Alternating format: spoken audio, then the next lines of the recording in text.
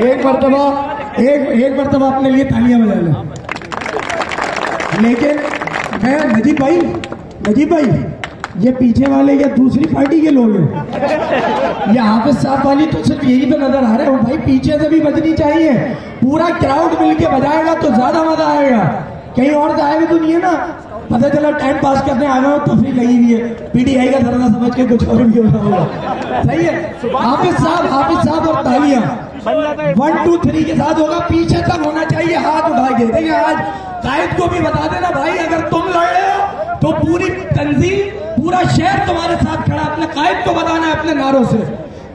खड़े हो जाए, बैठे रहने में बुजुर्ग बैठे हैं ना। चले भाई 1 2 3।